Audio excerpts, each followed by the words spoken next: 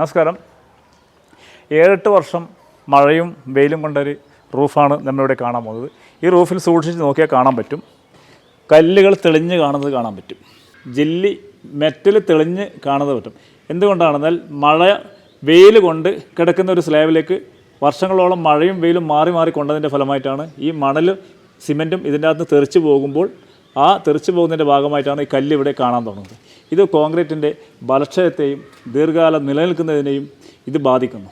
ഇത് ഒഴിവാക്കാൻ വേണ്ടിയാണ് നമ്മൾ വാട്ടർ മാനേജ്മെൻറ്റ് സിസ്റ്റം ചെയ്തത്, വാട്ടർ പ്രൂഫിങ് ചെയ്തത്.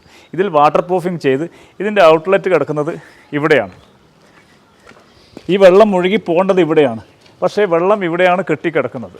ഇതിൽ വാട്ടർ പ്രൂഫിങ് ചെയ്തതിന് ശേഷം ഈ ഔട്ട്ലെറ്റിലേക്ക് നമ്മൾ കോൺക്രീറ്റ് ചെയ്ത് സ്ക്രീഡ് ചെയ്ത് വെള്ളത്തിനെ ആ ഭാഗത്തേക്ക് ഒഴുക്കി വിടുമ്പോഴാണ് ഇത് യഥാർത്ഥത്തിൽ ദീർഘകാലം നിലനിൽക്കുന്നത്.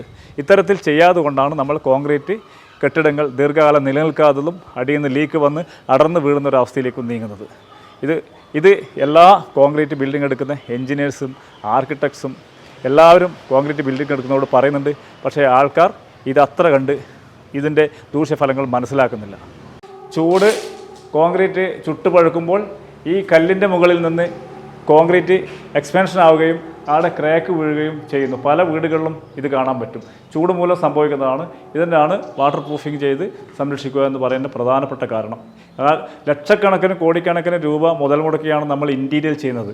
ഈ ഇൻറ്റീരിയൽ നിലനിൽക്കണമെങ്കിൽ നമ്മൾക്ക് എക്സ്റ്റീരിയൽ വളരെ ഭദ്രമായിരിക്കണം. ഇല്ലെങ്കിൽ ഇൻറ്റീരിയൽ പലപ്പോഴും പല ആൾക്കും ഈ ചോർച്ച മൂലം പല നാശനഷ്ടങ്ങൾ സംഭവിച്ചിട്ടുണ്ട്. റൂഫ് മാക്സിമം നമ്മൾ വാട്ടർ പ്രൂഫിങ്, വെതർ പ്രൂഫിങ് ചെയ്ത് സംരക്ഷിക്കുക. എന്നാൽ മാത്രമേ ഇൻറ്റീരിയൽ ഒരു പാട് കാലത്തേക്ക് നിലനിൽക്കത്തുള്ളൂ. അല്ലെങ്കിൽ ചുരുങ്ങിയ കാലം കൊണ്ട് തന്നെ ലക്ഷക്കണക്കിന് രൂപ ഈ ഇൻറ്റീരിയലിന് മുടക്കി അത് നമുക്ക് നഷ്ടത്തിലേക്കും നമുക്കൊരു മാനസിക പ്രശ്നത്തിലേക്കും നമ്മളെ നയിക്കും.